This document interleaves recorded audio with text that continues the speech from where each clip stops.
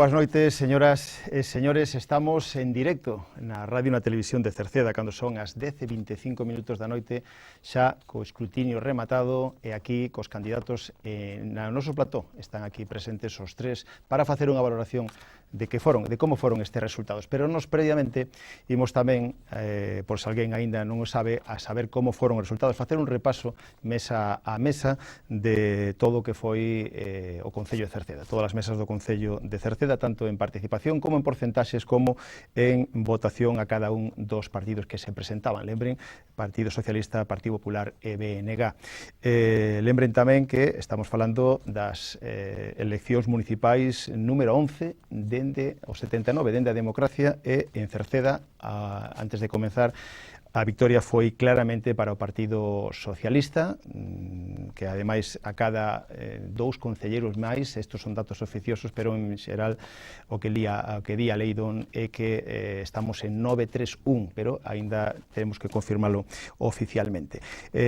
Os datos son os seguintes: en total de electores que podían votar no noso concello en 4.254, dos que na mesa de Cerceda A votaban 847, ou podían votar 847. Aí votaron 689 persoas, das quais dá unha porcentaxe de participación nesta mesa de un 81%. Aquí o partido máis votado foi o Partido Socialista con 478 votos, logo o Partido Popular con 133 e o BNG con 64 votos. Houbo 6 brancos e 8 nulos. Na mesa de Cerceda B podían votar 762 persoas, ao final votaron 637, o que arroxa unha cifra de un porcentaxe, un dos máis altos, de un 84% de participación. Aquí tamén gañou o Partido Socialista con 433 votos, 127 para o Partido Popular e 65 para o BNG. Na mesa de Encrobas, que foi unha das primeiras en realizar o escrutinio, podían votar 373 persoas, votaron 218, dá unha participación baixa, de un 58% de participación nesta mesa. O Partido Socialista tivo 114, tamén venceu, 59 para o Partido Popular e 40 para o BNG.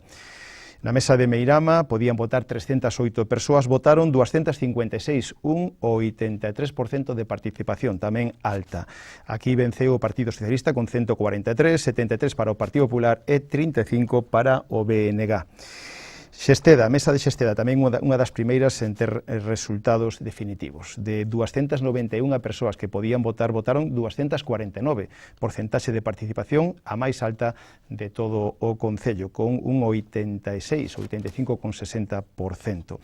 En Xesteda venceu o Partido Socialista con 178, 56 para o Partido Popular e 14 para o BNG. Mesa de queixas, que foi unha das últimas tamén en rematar. 711 persoas podían votar, votaron 585, un porcentaxe de participación de un 82%. 398 votos para o Partido Socialista, que venceu claramente, 151 para o Partido Popular e 30 para o BNG. Adro de Rodís, ali 332 persoas podían votar, votaron 278, 84% de participación, das máis altas tamén. Ali venceu o Partido Socialista con 162 votos, 99 para o Partido Popular e 16 para o BNG. Por último, na Silva podían votar 630 persoas, votaron 536, 85% de participación, moi alto tamén. O Partido Socialista foi o máis votado na Silva con 323, 185 para o Partido Popular, 20 para o BNG.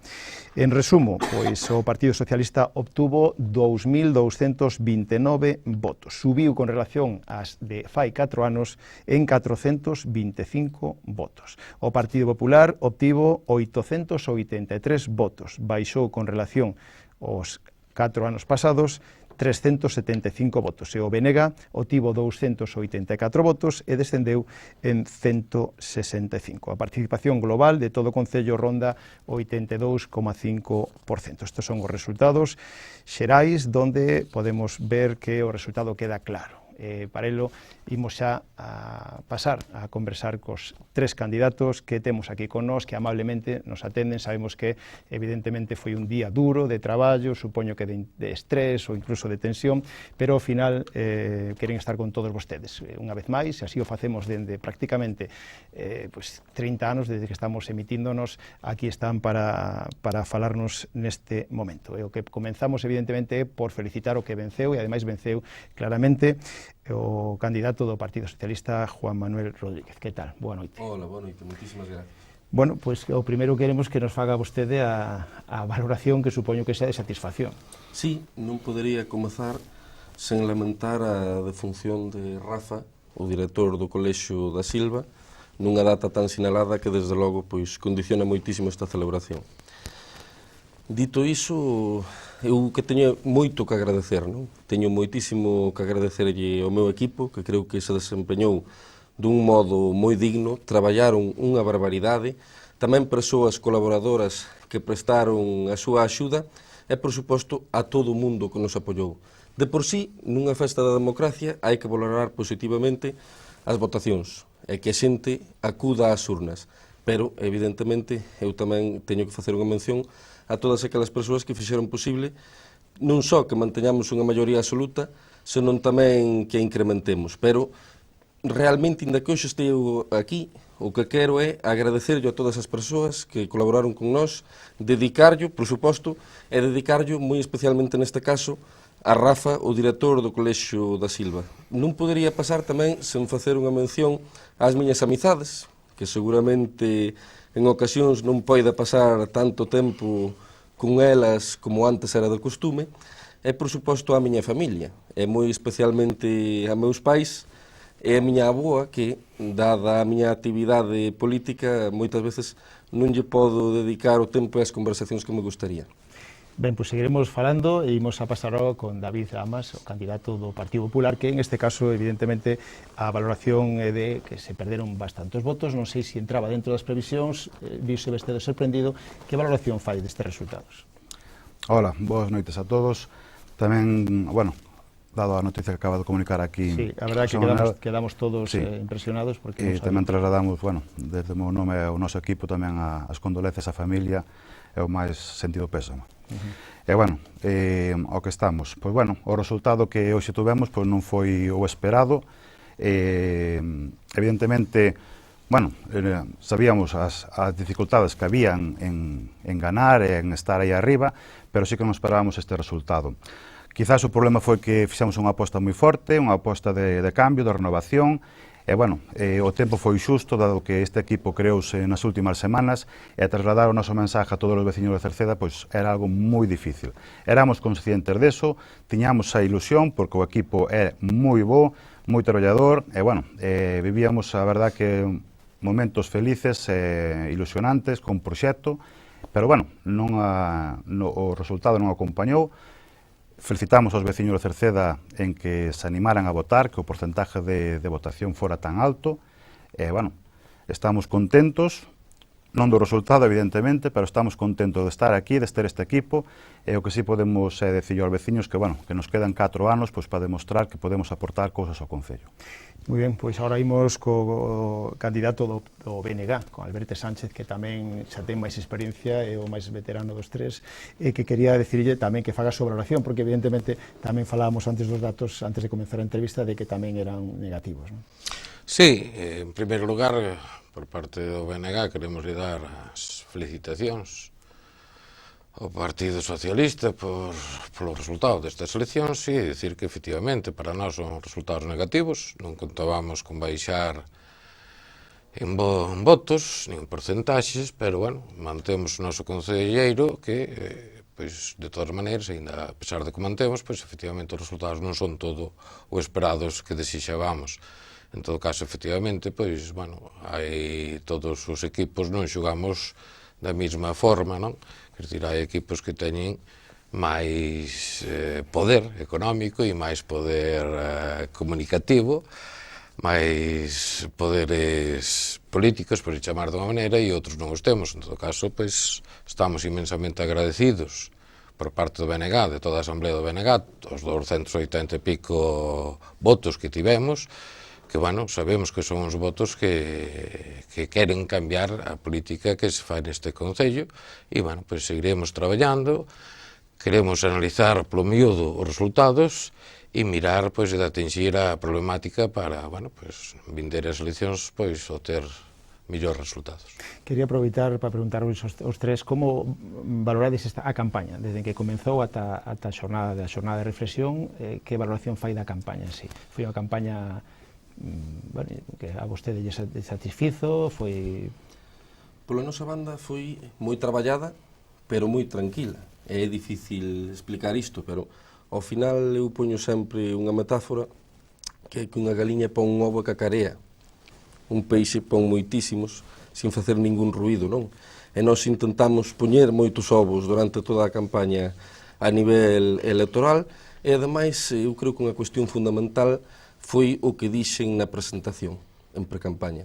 A política é unha cuestión de intereses, é unha cuestión de principios, é unha cuestión, por suposto, de valoración de xestión, pero, ante todo, é unha cuestión de identidade. Esta foi unha campaña na cal, de algún modo, se confrontou o Partido Socialista a nivel local coa imaxe do Partido Popular a nivel autonómico, que tamén ten moito poder e ten moita capacidade para chegar as súas mensaxes, pero que perde por goleada co Partido Socialista de Cerceda nunha cuestión, que é a identificación cas veciñas e cos veciños. E neso levaba un equipo que sabía que tiña un encaixe moi bo, e así se rematou demostrando, non? Eu creo que pasamos incluso das expectativas. É certo que eu teño que pagar 2 ceas, precisamente, porque si agardaba un pouco, pois, en vista do traballo e en vista das reaccións da xente, que houbera unha subida, pero desbordou as miñas expectativas, non as de moitísimas persoas que se puxeron en contacto comigo neste tempo. E tamén decir que durante 4 anos a palabra veciñanza adoita ser moi manida, non? Pero se algún día falan nítidamente é cada elección municipal, que é certo que despois teñen outros espazos para falar, pero falar da representación pública e de representar a todas e a todos é unha cuestión moi seria. A representatividade individual é unha cousa e a representatividade colectiva é outra moi diferente, e así se demostrou hoxe. Eu teño moitísimo que agradecer e creo que non vou poder facer ningunha intervención sin incidir nese agradecemento, e volvo a dicilo, á xente que nos acompañou e, por supostísimo, á xente que confiou en nós. É unha responsabilidade enorme, eu creo que premia o noso traballo, a nosa humildade e a nosa resiliencia, e este é un motivo máis para mañá traballar máis, ser máis humilde, ser máis resiliente. Cerceda mañá vais a topar o mesmo alcalde que tuvo durante todos estes anos. Eu non vou cambiar nunca. En función de onde estea, sigo sendo a mesma persoa, porque ser está moito por enriba de estar.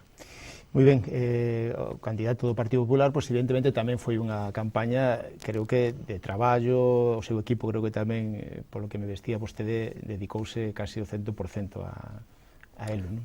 Sí, a ver, para nós, como dixen antes, é un equipo renovado, un equipo que non temos a experiencia na campaña electoral, tivemos a ilusión e as ganas de facer cosas, de facer proxectos, consensualos pois ca Xunta, para saber que teñamos ese soporte.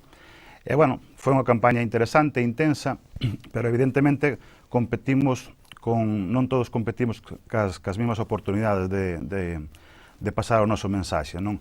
Evidentemente o equipo que goberna, se é neste concello ou noutro, pois xoga con unhas ventajas, non? E, bueno, o tema está aí, as obras de último momento, as festas de último momento, as inauguracións de último momento, que eu me pregunto por que son agora no último momento, non se fixeron hai 10, 15 ou 20 anos, se fan agora todas xuntas, non? Vou ser claro, é unha compra de votos cos cartos de todos os veciños, e a min eso, pois é o que non me parece o máis normal. Pero, bueno, a política é así, as campañas electorales son así, habrá que entendelo, non o compartimos, evidentemente, pero así é difícil de competir, non? Competimos en inferioridade de condicións, e tócanos, pois nada, aprender, prepararnos nestes 4 anos, e dentro de 4 anos, pois, intentalo outra vez. Por eso falaremos xa para ir rematando. Alberto, o mismo, a campaña para vostede foi unha campaña bueno, non era a primeira que Vamos facía, a ver, non? a campaña son 15 días que realmente consideramos que non inciden significativamente no Que o voto. voto xa está decidido. Quero dicir, que consideramos que a maior parte da porcentaxe de votos xa está máis que decidida. En todo caso, a campaña faise durante 4 anos. Efectivamente, claro, non todos partimos da mesma saída, porque efectivamente un goberno pois ten uns orzamentos para poder presentalos á veciñanza, para poder facer as cousas que quere ou non quere a veciñanza. Pero, en todo caso, efectivamente, non partimos as mesmas papeletas. Entre outras cousas, quero dicir, esta televisión, esta radio local, pois, efectivamente, o PSOE, pois, o alcalde aproveita no nome do alcalde, pero por detrás está o PSOE.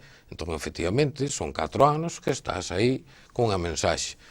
En todo caso, xa digo, quero dicir, nós acatamos os resultados, xa felicitamos personalmente e agora oficialmente por parte do BNG o alcalde polos resultados acadados e nós, pois, decir eso, que esperamos traballar, seguir traballando, cambiar a maneira de traballar, polo que se ve, pero en todo caso, eso, os 15 días das eleccións foron máis ou menos normais, pero tampouco queremos que se cambie moitísimo o voto nestes 15 días. Por eso mismo, ahora xa para acabar, quería que, sí, ahora para acabar vamos a ir rematando, falamos do futuro, máis ou menos xa o expreso vostede, pero realmente agora un concelleiro, outra vez a empezar outros 4 anos, supoño que coa mesma dedicación, non? Como vedes o futuro vos? Bueno, o futuro, quero dicir, nós temos que ter unha asamblea local na cal decidiremos, estudiaremos polo miúdo pois estes resultados e miraremos de cambiar os camiños, porque non a mensaxe por parte do BNG témola máis que clara dende sempre, pero se igual pois probar outros camiños para chegar a maior parte da xente. Ora, xa digo, o futuro pois está aí, o futuro é de todo o mundo, por parte do BNG tamén, e en todo caso, pois, a seguir traballando a favor dos veciños e das veciñas e a favor de Cerceda. Moi ben, a vostede o mismo, do Partido Popular, 3 concelleiros en principio, supoño que non sei se perdería a ilusión ou vai a traballar como si foran 5 ou 6. No, a ver, acabamos de empezar, é un proxecto que acaba de poñerse en marcha e evidentemente vamos a estar aquí e vamos a intentar trasladalo e leválo adiante. Non podemos empezar aí pois 2 meses, 3 meses e xa rendirnos, non? Quédanos un largo recorrido, queremos aportar cousas, queremos, pois, Juan Manuel neste caso vai facer cousas boas, pois nós apoialo evidentemente, e se nós temos proxectos ou Alberte, pois tamén que el que nos diga gústame ese proxecto e queremos levar tamén adiante. A política ten que ser así, representamos a todos os veciños, que hai diferentes formas de pensar, pois claro que sí, a diversidade tamén enriquece, non? É necesario. E nada, simplemente que vamos a estar aquí para traballar, para que Cerceda medre e sume. E nada, bueno, felicitar evidentemente a Juan Manuel, que nos felicitei ao primeiro, máis a todo o seu equipo polo traballo feito, que, bueno, as urnas falaron e decidiron eso, e tamén felicitar a Alberto, porque, bueno, siga aí, alégrome tamén que siga, porque... Se van a ver durante 4 anos. Sí, evidentemente. É bo que este tamén Alberto, que esteamos nós, e, bueno, é simplemente eso, é felicitar a todos os veciños por participar, votar, e, bueno, é tamén moi especial pois, as persoas que confiaron en min e que nos deron o apoio a min e ao noso equipo, e decir que non nos vamos a defraudar, que vamos a estar aquí para facer cousiñas novas, e, bueno, e crecer, sobre todo como personas, como equipo, e nada, que nos vemos este...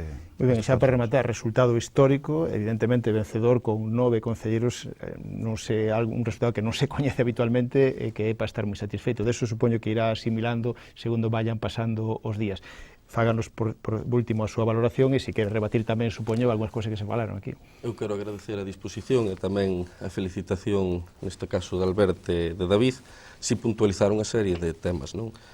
Ese poder ao que se fai alusión é idéntico, creo eu, ao de fai 4 anos, ao de fai 8, ao de fai 12. Non creo que eu estivera vindo máis á radio e televisión do que o estaba facendo o alcalde de Cerceda, e incluso se podería plantear a pregunta de se co grupo anterior, o Partido Popular, houbera sacado os mesmos resultados ou houbera sacado uns resultados maiores nas mesmas condicións. Dito iso, hai outra cuestión que é moi relevante, é que se analizamos os datos de inversións deste Concello durante todos estes anos, non teño agora as cifras na cabeza, pero non houve un repunte agora de ningún modo. De feito, das principais obras fixéronse en anos anteriores, os accesos ao Colexio do Cruce, a senda peonil da Silva á Tablilla, e máis, precisamente para evitar esa crítica, temos algunha obra que decidimos pisar o freo nestes últimos días antes das eleccións. Por outra banda, a Festa dos Maiores tamén foi sempre nesa data, non foi algo novo nesta ocasión. Eu creo que para facer unha valoración dos datos hai que ir a cuestións moitísimo máis estruturais e que teñen moito máis que ver co que eu dixen antes, porque realmente eu creo que o boca a orella, a identidade, estar preto da xente nas beiras rúas, ser coñecidos e que a xente se sinta recoñecida por as persoas que van nas listas é o factor máis determinante. E eu estou moi orgulloso do equipo que levo.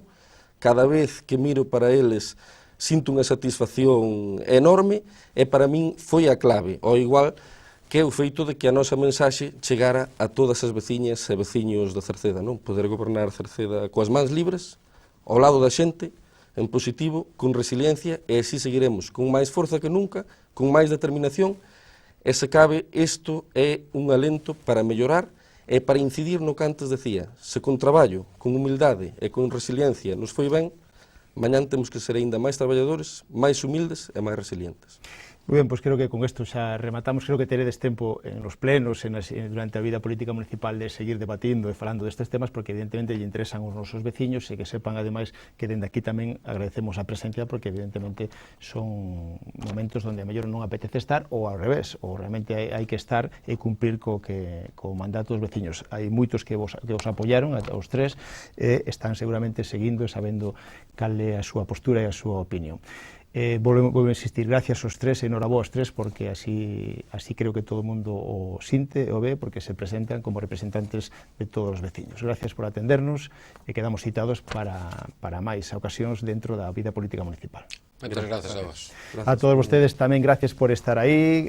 Mañán volveremos cos informativos, seguiremos con máis temas, en este caso seguiremos falando desto. Gracias por estar aí. Saúdos dende a televisión, está Manuel Iris, na radio Tomás Ramos e Marisol Rodríguez, e quen lles falou, Manuel Ángel Villa. Moi boas noites.